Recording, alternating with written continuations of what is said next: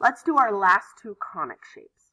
This conic shape happens if you cut your cone diagonally, however, it doesn't go through the whole cone, and you end up getting a shape like this that goes off forever and ever.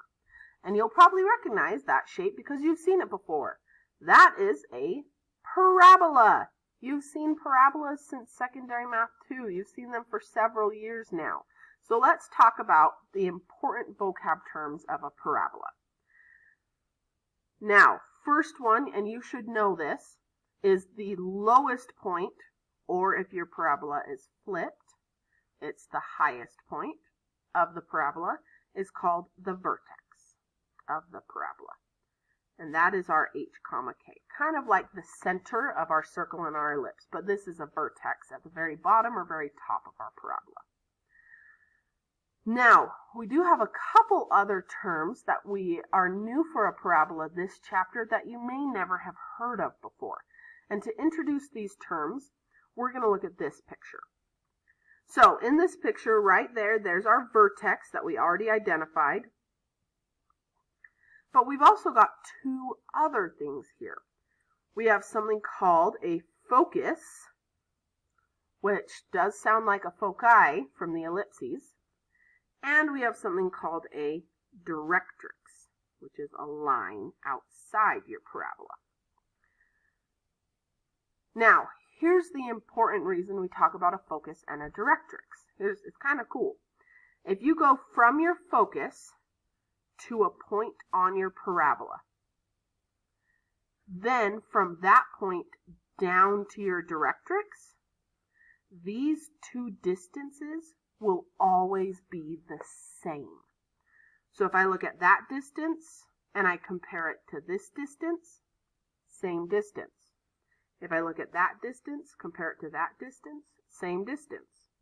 If I look at that distance and compare it to that distance, same distance. And that's how we get all the points on our parabola, is they're the points that are the same distance from the focus to the directrix.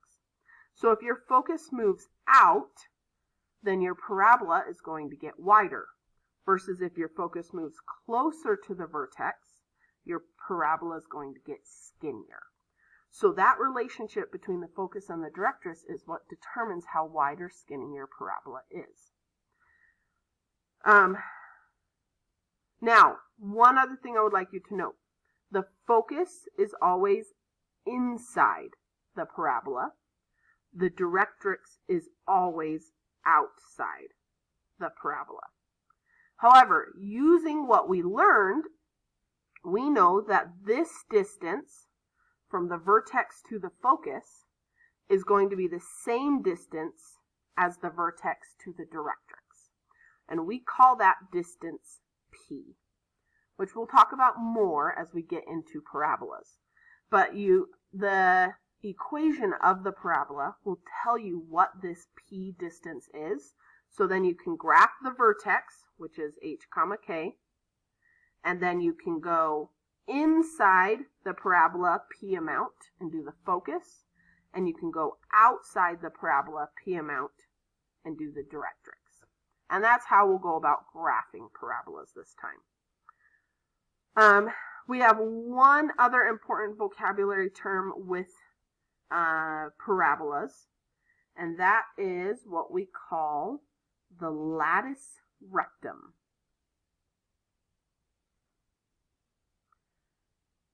And it's always the distance from side to side of the parabola that goes through the focus. That's what the latus rectum is. The distance from side to side that goes through the focus.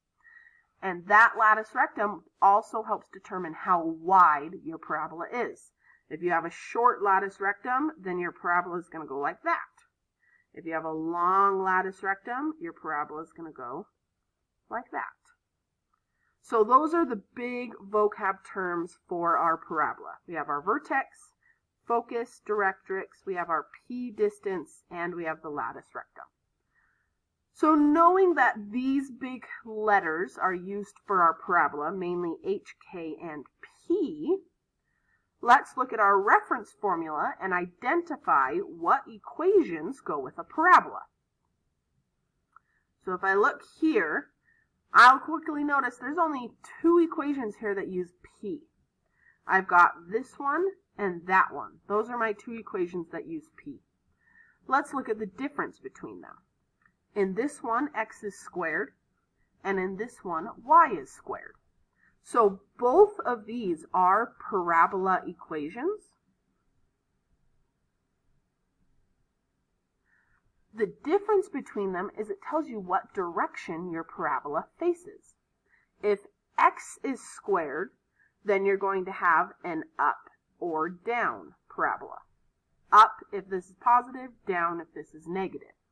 And that should be very familiar. You've been doing y equals x squared, gives me this kind of parabola, for years.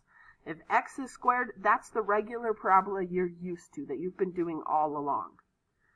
Now, if y is squared, that means we're going to get sideways parabolas. If p is positive, it faces right. If p is negative, it faces left. So both of those equations are parabolas. The x squared and the y squared just tell you what direction your parabola is going to face. So with that introduction to parabolas, we're going to move on to our last conic section, which is the hyperbola. So let's talk about how we slice a cone to get a hyperbola. This is if we slice our cone vertically, but not through the center. So you'll notice that if it slices vertically, it kind of looks like I have two parabolas that are together, but facing opposite directions. And that's what a hyperbola is. We've basically got two kind of parabolic shapes that face out. So, something like that. Two parabolic shapes that face out. Now, the important terms, or vocab terms for our hyperbola is, once again, we're going to have a center. The center between these two parabolas, or these two hyperbolas. And that is h comma k. Now, we will also have vertices. We have a vertex here and a vertex here.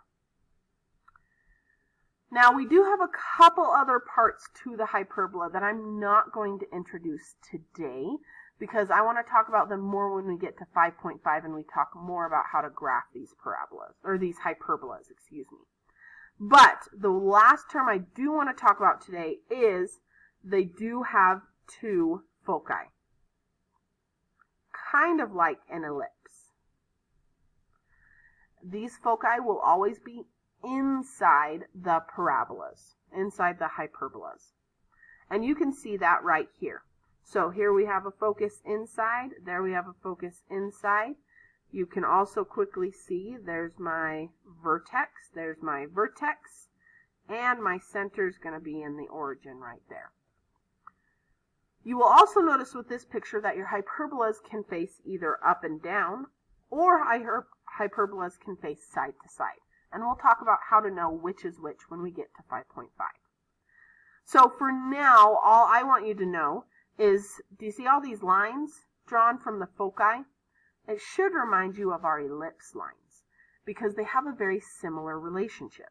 If I go from one focus to any point on my hyperbola, and then I go from that point to the other focus, do you remember how with ellipses, if we added those distances, they were the same?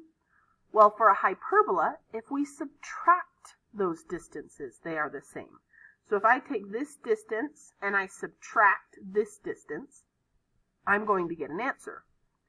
If I take this distance and I subtract this distance, I'm going to get the same answer.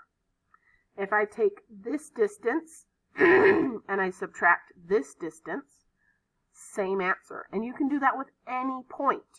So if I go out to this point and then back to this focus, if I subtract those distances, same answer.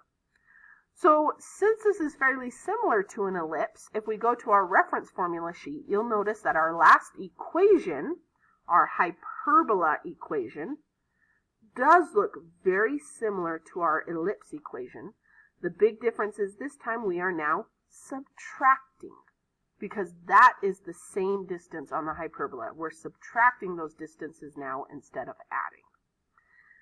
And once again, this is the equation to find the foci, and we'll talk about what that means and how to use it all in 5.5. And you've got two hyperbola equations here. So let's actually center this. Now, if you have x squared that comes first, that means your hyperbolas are going to face side to side. If you have y squared that comes first, that means your hyperbolas are going to face up and down. And it comes first with the subtraction. So we now have all our equations labeled. We know what shapes they all are, and we've introduced all the main vocabulary terms. That is all we need for our introduction to conic sections. We know what these shapes are. For the next 4 lessons, we're going to go into each of these shapes in depth. So I'll see you back for 5.2, where we'll go more in depth into circles.